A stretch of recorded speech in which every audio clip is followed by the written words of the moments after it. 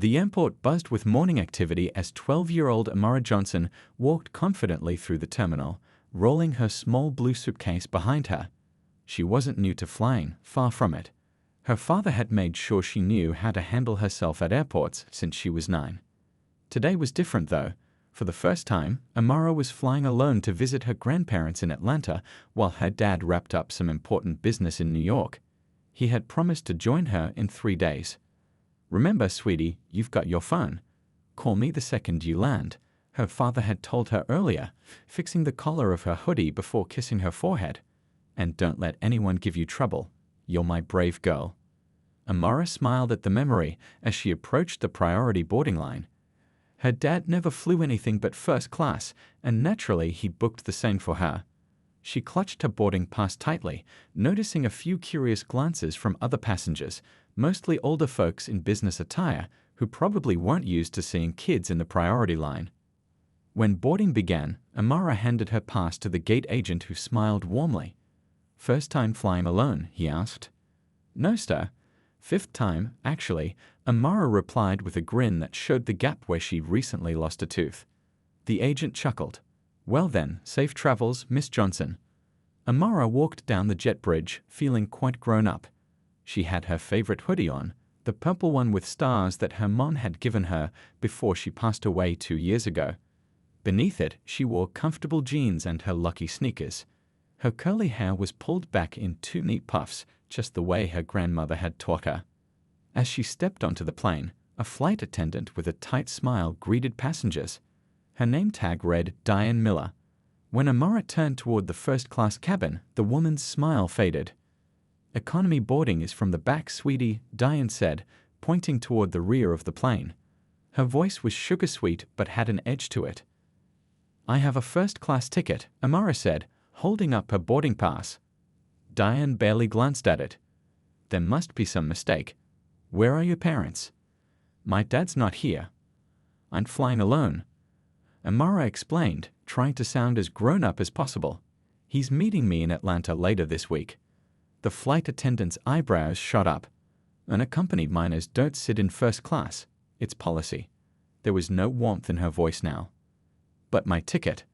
"Listen, we need to keep boarding moving," Diane cut her off. "Go ahead and find you a seat in economy, and we'll sort this out later." People were backing up in the jet bridge. A few passengers watched the exchange with uncomfortable expressions. Amara felt her cheeks burning. She knew her seat was 2A. Her dad had let her pick it when they booked. She'd been excited about the window view and the special first-class breakfast they always served. "My dad paid for first class," Amara insisted, her voice getting smaller. "Can you please just check my boarding pass?" Diane sighed dramatically, as if Amara was causing a huge problem. She took the boarding pass and gave it a cursory glance. "This must be printed wrong," she muttered. "First class is for business travelers, not for children flying alone." A tall man in a suit behind Amara cleared his throat. "Is there a problem here? The line's not moving." "No problem," Diane said loudly. "This young lady is confused about her seating. I'm redirecting her to economy where unaccompanied minors belong." Amara felt tears threatening. She wasn't confused. Her dad ran one of the biggest investment firms in the country. They always flew first class. But something about the way Diane looked at her, like she couldn't possibly belong in first class with her hoodie and sneakers, made her doubt herself for a moment. She clutched her phone, wondering if she should call her dad. But he was in an important meeting. That's why he couldn't come to the airport with her. He told her to call only in emergencies. Was this an emergency? Or was Diane right? Maybe there was some rule about kids in first class that her dad didn't know about. "I think there's been a misunderstanding," Amara said quietly, feeling everyone's eyes on her. "Can I just show you my ticket one more time?" Diane's lips pressed into a thin line as she looked at Amara's boarding pass again. The first-class passengers behind them were getting restless, shifting their weight and checking their watches. "Look, I've been flying for 15 years, and I know the rules," Diane said, lowering her voice but not her attitude. "Unaccompanied minors sit in economy where the flight attendants can keep a proper eye on them. It's for your own safety." Amara swallowed hard. "But my dad specifically." "Your dad made a mistake," Diane cut in. Now please move to economy before you hold up the entire flight. A few passengers were openly staring now. One woman in a business suit shook her head slightly, but nobody spoke up. Amara felt like she was shrinking, becoming smaller and smaller with every second. "Can I at least call my dad first? He'll explain," Amara pleaded, her voice barely above a whisper. "You can call him after we're in the air," Diane replied firmly. "Now please move along." With burning cheeks and eyes that threatened tears, Amara turned away from the first-class cabin. She'd never felt so embarrassed in her life. As she shuffled toward economy, she heard Diane's voice change completely as she greeted the next passenger. "Good morning, sir. Welcome aboard. Right this way to first class." The cheerful tone was like salt in a wound. Amara found an empty aisle seat in economy, not even caring about the window view anymore. Her hands trembled slightly as she texted her dad. "Something's wrong.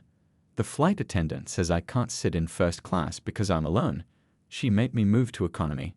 She hit send, then added, "She didn't even really look at my ticket." As other passengers continued boarding, Amara sat quietly, trying not to cry. A kind-looking older woman with silver hair settled into the seat next to her. "You all right, sweetheart?" the woman asked, noticing Amara's distress. "Yes, ma'am," Amara replied automatically, the way her grandmother had taught her. The woman wasn't fooled. "You don't look all right. First time flying alone?" Amara shook her head. "No, fifth time. But it's the first time someone said I can't sit where my ticket says." The woman frowned. "What do you mean?" Hesitantly, Amara explained what had happened with Diane. As she spoke, she showed the woman her boarding pass with Seat 2A clearly printed on it. The older woman's face darkened. "That's not right at all. There's no policy against children in first class if they have a ticket." "Really?" Amara asked, hope flickering inside her. "I've been flying for 40 years, honey. My late husband was a pilot. That attendant was wrong." The woman adjusted her glasses. "Did you tell her you had a first-class ticket?" I tried to show her, but she barely looked at it. The woman pursed her lips. "Well, that won't do at all. Come with me." Before Amara could protest, the silver-haired woman stood up, motioning for Amara to follow. "Bring your things, dear. And your boarding pass." Nervously, Amara gathered her backpack and followed the woman to the front of the plane. Several passengers watched curiously as they made their way forward. Diane was arranging something in the galley when she noticed them. Her smile vanished immediately when she spotted Amara. "Excuse me," the older woman said before Diane could speak. "This young lady has a valid first-class ticket." "I've checked it myself. Seat 2A. Diane crossed her arms. "As I explained to her, unaccompanied minors." "Show me that policy," the woman interrupted calmly but firmly. "Because my husband flew for this airline for 32 years, and I know for a fact there's no such rule." A few first-class passengers looked up from their pre-flight drinks, watching the scene unfold. "Ma'am, with all due respect, I'm trying to do my job here," Diane said, her voice tight. "And we're about to close the cabin doors. You both need to return to your seats in economy." "Not until you check her ticket properly," the woman insisted. "She paid for first class, and that's where she should sit." Amara's phone buzzed in her pocket. A message from her dad. "What? That's ridiculous. Put the flight attendant on the phone right now." Amara's heart pounded. She'd never seen her dad angry over text before. The capital letters said it all. "My dad wants to talk to you," Amara said, holding out her phone with shaking hands.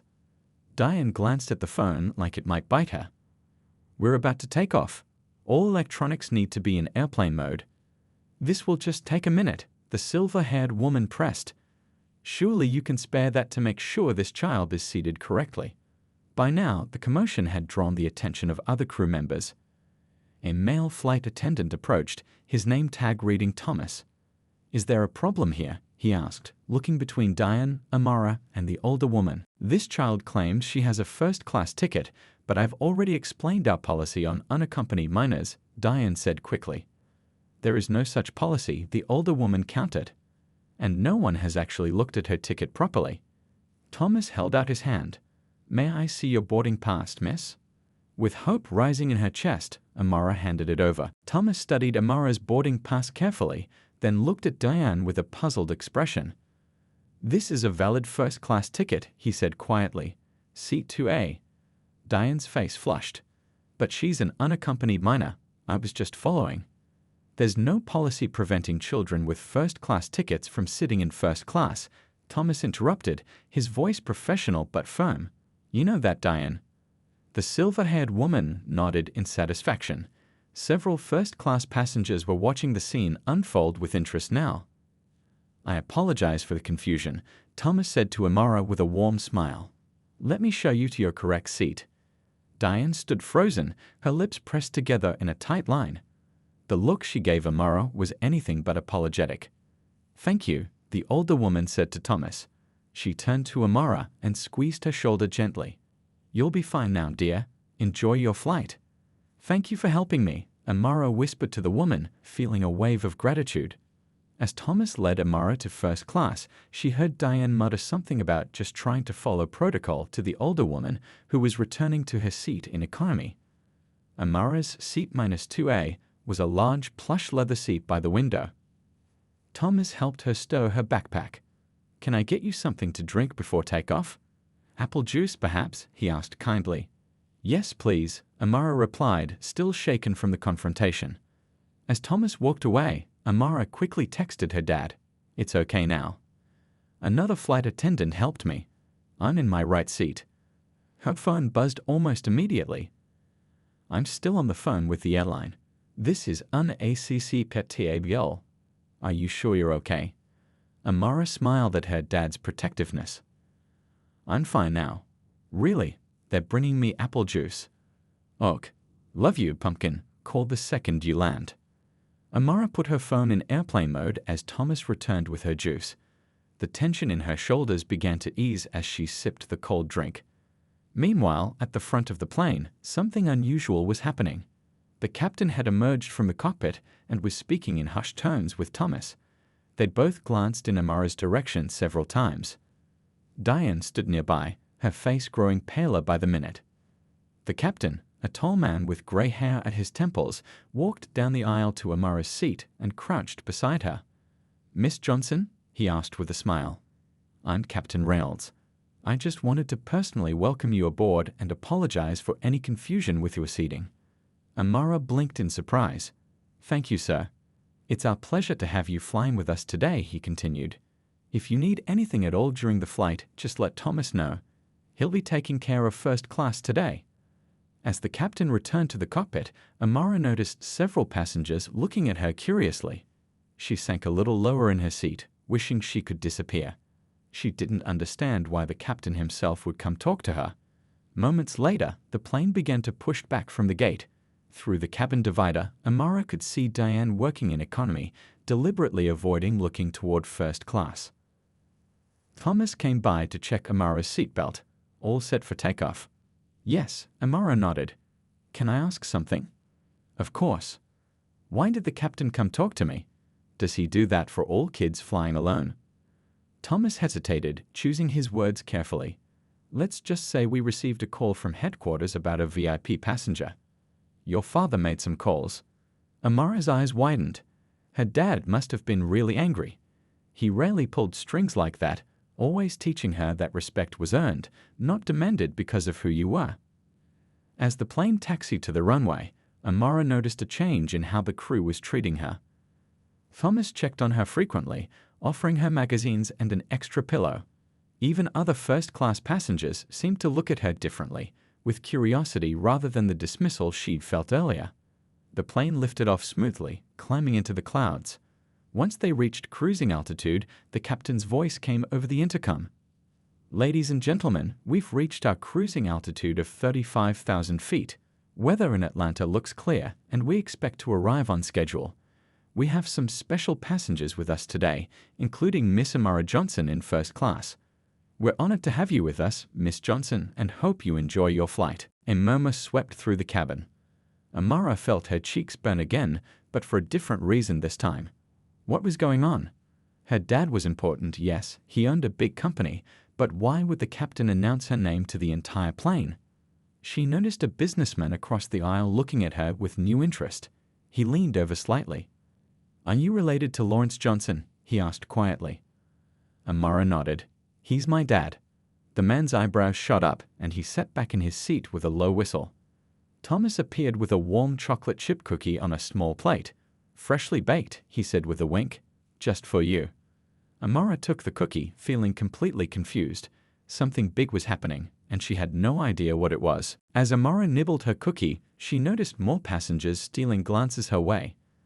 The businessman who had asked about her dad was now typing furiously on his phone, occasionally looking up at her with a mixture of surprise and something that looked like respect. In economy class, Diane was pushing the beverage cart down the aisle, but her movements seemed stiff and distracted. Twice, she had to be reminded by passengers what they had ordered. Something was clearly bothering her. Thomas appeared at Amara's side again. "Would you like to see the kids' entertainment menu? We have some new movies this month." "Yes, please," Amara said, still puzzled by all the special treatment. As he handed her the tablet with movie options, Thomas leaned closer. "Your dad must be really important," he whispered with a smile. "I've never seen the higher-ups react like this before." Amara shrugged. "He runs a big investment company, but it's not like he's a movie star or anything." Thomas gave her a curious look but didn't say more. He patted the armrest of her seat. "Just press this button if you need anything at all." An hour into the flight, Amara noticed a commotion at the front of the plane. Diane was speaking with the head flight attendant, a woman with short blonde hair whose name had read Helen. Their voices were hushed, but their body language told a story. Helen looked stern, while Diane seemed to be defending herself, but hands moving in agitated gestures. A few minutes later, Helen approached Amara with a warm smile. "Miss Johnson, I hope you're enjoying your flight. I'm the lead flight attendant today. Is there anything special you'd like for lunch? Our chef can prepare something that's not on the menu if you prefer." "The regular lunch is fine, thank you," Amara replied, increasingly confused by the royal treatment. "Of course, and please accept our deepest apologies for the mix-up earlier. It was a misunderstanding that shouldn't have happened." After Helen left, Amara pulled out her phone, tempted to text her dad again, but remembering it needed to stay in airplane mode. What had he done to cause all this fuss? In the galley, she could see Diane peeking around the corner at her, whispering urgently to another flight attendant. The other woman's eyes widened, and she quickly looked at Amara before turning back to Diane with a shocked expression. The businessman across the aisle cleared his throat to get Amara's attention. "Your father is Lawrence Johnson of Jetstream Investments, right?" he asked quietly. Amara nodded. "I thought so," he said, looking impressed. "My company has worked with his. He's quite the force in the industry." "Thank you," Amara replied politely, the way her father had taught her to respond to compliments about him. The man hesitated, then added, "I didn't realize his company had finalized the Skyway deal. That was fast work." Amara tilted her head, confused. "Skyway deal?" The man seemed to catch himself. "Oh no, perhaps I'm mistaken. Never mind." Before Amara could ask what he meant, lunch service began. Thomas placed a white tablecloth on her tray table with a flourish. "Chef's special for you today," he announced, setting down a plate that looked far more elaborate than what other passengers were receiving. Through the cabin divider, Amara could see Diane serving economy meals. She looked up once, caught Amara's eye, and quickly looked away, her face a mixture of worry and embarrassment. As the flight continued, Amara noticed more whispered conversations among the crew. Once she heard Diane say, "Had no idea," and "Could lose my job," before another crew member shushed her. After lunch, Captain Reynolds came out of the cockpit again and stopped by Amara's seat. "Everything to your satisfaction, Miss Johnson?" "Yes, thank you," she replied. "Everyone's being very nice." He smiled. "Good to hear. Your father is an important man. We want to make sure his daughter receives the best care." As he walked away, Amara finally pieced together what the businessman had hinted at. Her dad's investment company must have done something with the airline, maybe bought stock or made some big deal. That would explain why everyone was treating her like a princess once they realized who she was, but it didn't explain why Diane looked so terrified.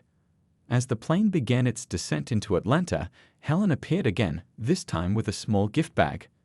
"A token of our appreciation," she said, handing it to Amara.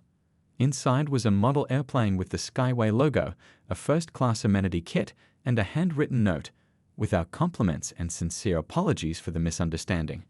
We hope you'll fly with us again soon." The plane touched down smoothly. As they taxied to the gate, the captain's voice came over the intercom again. "Ladies and gentlemen, welcome to Atlanta. Local time is 2:15 p.m., and the weather is a pleasant 75 degrees. We'd like to thank you for flying Skyway Airlines today, especially our distinguished guests. We hope to see you again soon on another Skyway flight." When the seatbelt sign turned off, Thomas appeared instantly at Amara's side. "Let me help you with your bag, Miss Johnson, and you'll be pleased to know we've arranged for a special escort to meet you at the gate." As Amara gathered her things, she noticed Diane standing in the galley, watching her with an expression of dawning horror. The woman's face had gone completely pale, and she was whispering frantically to another flight attendant, "You mean he doesn't just work for the airline? He actually owns it now." And suddenly, everything made perfect sense to Amara. Amara stepped off the plane into the jet bridge, where a smartly dressed woman with a tablet waited. The woman's eyes lit up when she spotted Amara. "Miss Johnson, I'm Patricia from Guest Services. I'll be escorting you today." Amara nodded, still processing what she overheard. Her dad owned the airline. That couldn't be right. He would have told her something that big. "Is my grandmother here to pick me up?" Amara asked, following Patricia through the terminal. "Yes, she's waiting in our VIP lounge. We thought you might prefer that to the regular pickup area." Behind them, Amara noticed Diane hurrying off the plane, looking flustered. The flight attendant's eyes met Amara's for a brief second before she quickly looked away, her face a mixture of shame and fear. As they walked through the airport, Patricia chatted about the weather and asked if Amara had enjoyed her flight. Amara answered politely, but her mind was racing with questions. She needed to talk to her dad. The VIP lounge was like nothing Amara had ever seen. Plush chairs, a buffet of food, and large windows overlooking the runway. Her grandmother, a regal woman with silver-streaked hair pulled into a neat bun, stood up the moment Amara entered. "There's my baby," she exclaimed, pulling Amara into a tight hug that smelled of her familiar jasmine perfume. "How was your flight?" "It was interesting, Grandma," Amara replied, hugging her back. Her grandmother held her at arm's length, studying her face. "Interesting how?" Before Amara could explain, her phone started buzzing with messages now that it was off airplane mode. She glanced down to see several texts from her dad. "Dad's calling," she said, answering the phone. "Pumpkin, you landed safe." Her father's deep voice was concerned. "Yes, Dad, I'm with Grandma now. But something weird happened on the plane. Everyone was treating me super special, and I overheard someone say you own the airline. That's not true, right?" There was a pause on the other end of the line. "Well, that wasn't exactly how I planned to tell you." Amara's jaw dropped. "You do own it?" "As of last week, yes. Jetstream finalized the purchase of Skyway Airlines. It was supposed to be announced next month." Her father sounded both amused and annoyed. "I'm guessing the crew found out who you were." "Dad, why didn't you tell me?" Amara exclaimed, drawing curious looks from others in the lounge. "It was all happening so fast, Pumpkin. I was going to surprise you and Grandma this weekend. But now I'm hearing you had some trouble boarding. Something about your seat." Amara glanced at her grandmother, who was watching her with raised eyebrows. "Yeah, a flight attendant didn't believe I belonged in first class. She made me move to economy." Her father's voice turned cold. "Without checking your ticket?" She glanced at it but said there was a policy about kids not being allowed in first class alone. "There is no such policy," her father said firmly. "And I've already spoken with the airline's executive team about this incident. They're looking into it as we speak." Amara bit her lip. The flight attendant seemed really scared when she found out who you were. "I think she might get fired, Dad." "That's not your concern, Amara. What she did was wrong. It was discrimination, plain and simple. And I won't tolerate that in any company I own, especially not when it happens to my daughter." Amara's grandmother, seeing her troubled expression, took the phone. "Lawrence, it's Mom. What's going on?" As her grandmother listened to her father explain, Amara noticed a commotion at the lounge entrance. Diane was there, speaking frantically with Patricia and another staff member. The flight attendant looked like she might cry. After a moment, Patricia approached Amara and her grandmother. "Mrs. Johnson? I apologize for the interruption. One of our flight attendants has requested to speak with Miss Amara. She says it's important." Grandmother Johnson frowned, covering the phone with her hand. "Is this the one who gave you trouble, Amara?" Amara nodded, watching as Diane hovered anxiously by the door. "Well, I think we should hear what she has to say," her grandmother decided, always one to believe in giving people a chance to explain themselves. She uncovered the phone. "Lawrence, the flight attendant, is here and wants to speak with Amara. Do you want me to put you on speaker?" After a moment, she nodded and set the phone on the table between them, motioning for Patricia to bring Diane over. Diane approached slowly, her earlier confidence completely gone. Her hands trembled slightly as she stopped in front of their table. "Miss Johnson," she began, her voice unsteady. "I came to apologize for my behavior on the flight. I made assumptions that were unfair and untrue. I didn't properly check your ticket, and I didn't treat you with the respect you deserved as a passenger." From the phone, Amara's father's voice was cool and controlled. "You didn't treat my daughter with basic dignity, Ms. Miller.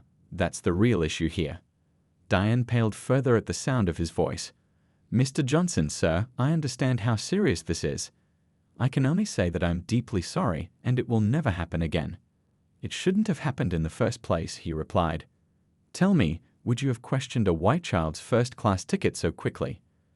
The question hung in the air between them. Diane opened her mouth, then closed it, unable to answer. Amara looked at the flight attendant's face and suddenly felt uncomfortable. Yes, what Diane had done was wrong. Yes, she had embarrassed Amara in front of everyone. But seeing her now, terrified and humiliated, didn't feel like justice either. "Dad," Amara said quietly, "I think she really is sorry." There was silence on the other end of the line. Amara held her breath. The silence stretched for what felt like forever.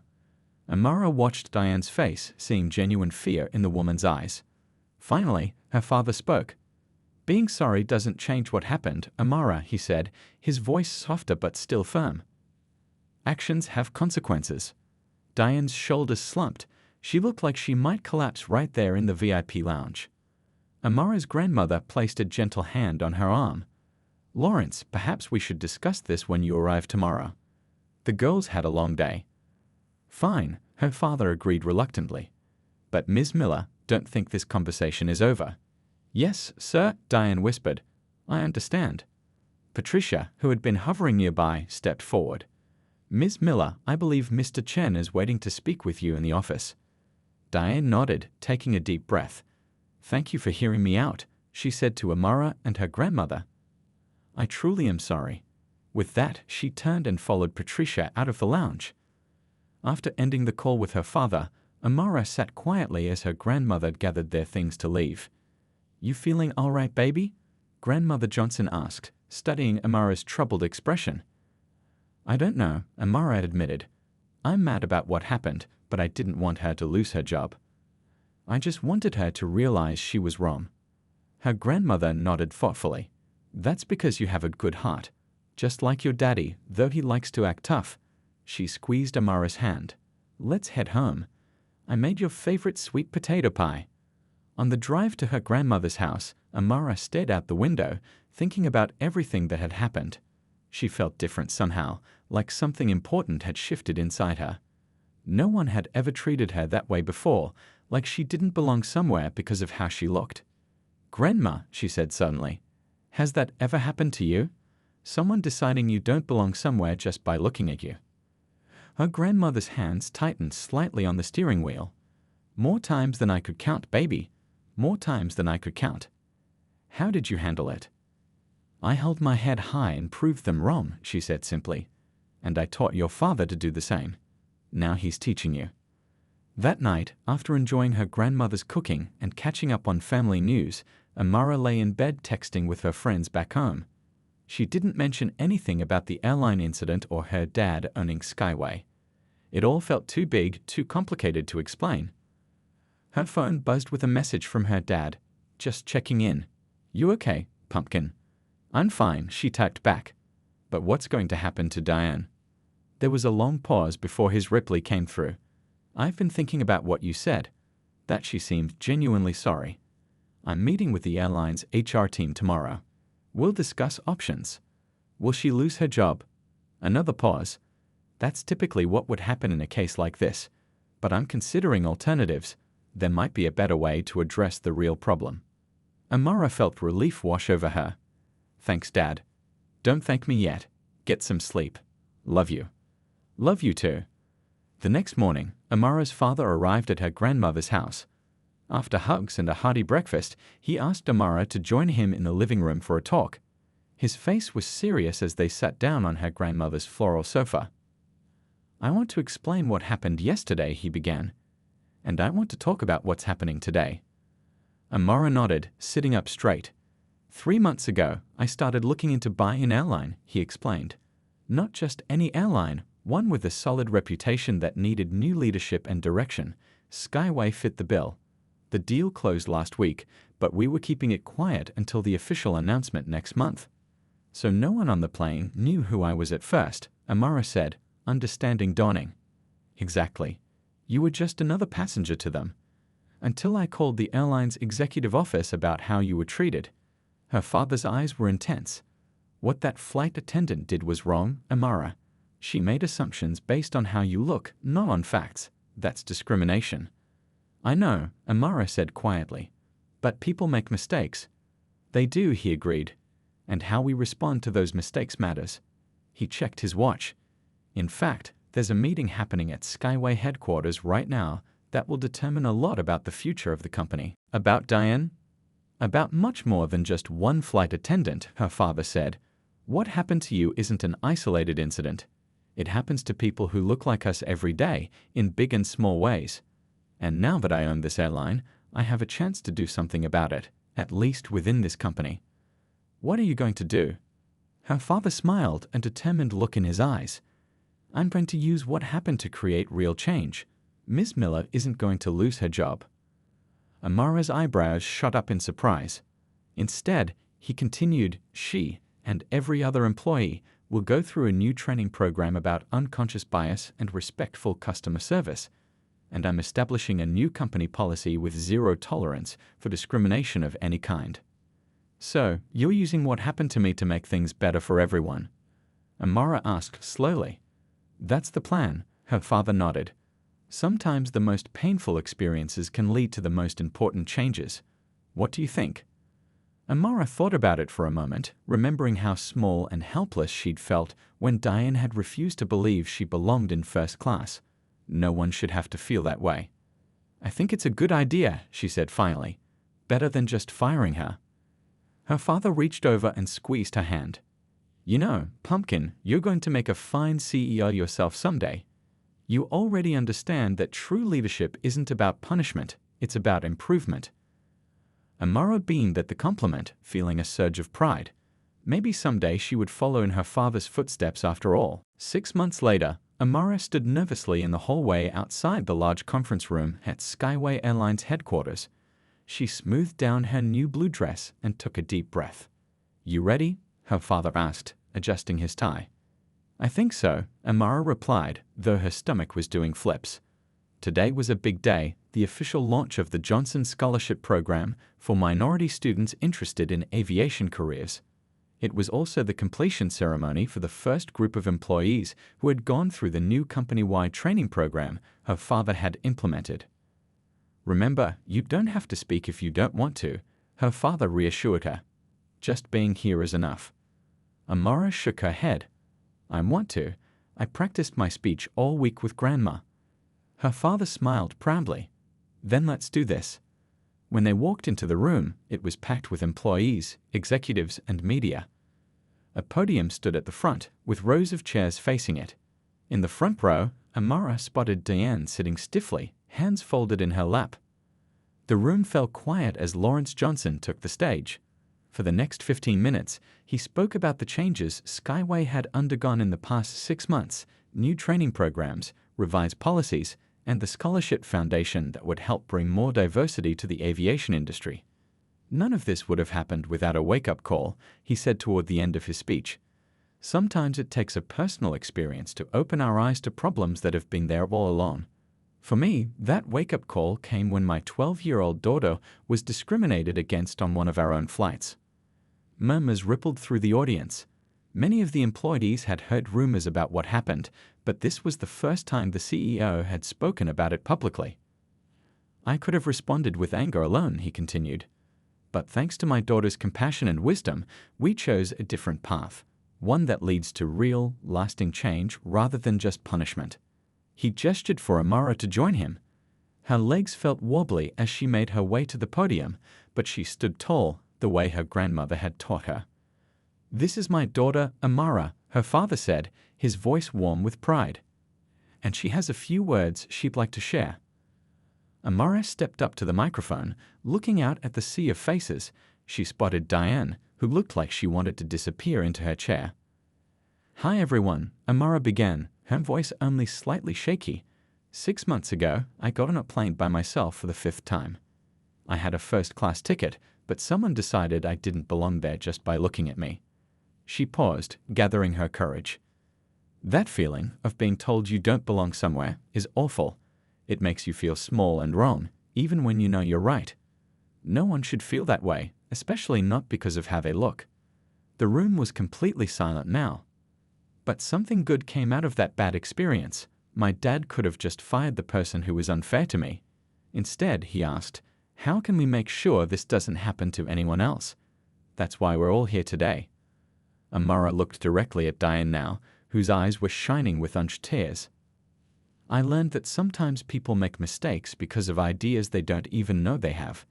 And sometimes the best way forward isn't punishment, it's education and a chance to do better." After the ceremony, there was a small reception. Amara stood with her father, shaking hands with board members and executives. She was reaching for a glass of lemonade when she felt someone approach. "Miss Johnson." Amara turned to find Diane standing there, looking nervous but determined. "Hi," Amara said softly. "Your speech was beautiful," Diane said. "I wanted to thank you for giving me a second chance, for helping your father see that I could learn from my mistake instead of just losing my job." "Everyone deserves a second chance," Amara replied, repeating her grandmother's favorite saying. "The training program changed me," Diane continued. "I never thought I had biases. I always told myself I treated everyone the same. But when I really looked at my behavior that day," she shook her head. "I'm just grateful I got the opportunity to learn and grow." Lawrence Johnson joined them, placing a protective hand on Amara's shoulder. "Mr. Johnson," Diane acknowledged, straightening her posture. "I was just telling your daughter how much the training program has meant to me. I've requested to be one of the peer educators for the next group." He nodded, his expression thoughtful. "I'm glad to hear that, Ms. Miller. The most powerful teachers are often those who've experienced their own transformation. I've also applied to mentor for the scholarship program," she added, "if that's acceptable." "More than acceptable," he replied. "It's exactly the kind of full-circle change we're aiming for." As they walked away a few minutes later, Amara took her father's hand. "You know what, Dad? I think I might want to work in the family business someday after all." He raised an eyebrow. "Oh, what changed your mind? Last month you were dead set on becoming a veterinarian." Amara grinned. "I realized something important. Running a business isn't just about making money, it's about making a difference, like you did." Her father laughed and squeezed her hand. "Well, you've got plenty of time to decide. But whatever you choose to do, I know you'll approach it with that big heart of yours, and that pumpkin is worth more than all the airlines in the world." As they drove home that evening, Amara looked out at the setting sun and felt a sense of peace. What had started as one of the worst days of her life had somehow led to something powerful and important. She didn't fully understand all the grown-up parts of what her father had done with the company, but she understood the most important thing. Sometimes being in charge wasn't about having power over others, it was about having the power to make things better. And someday she would do exactly that.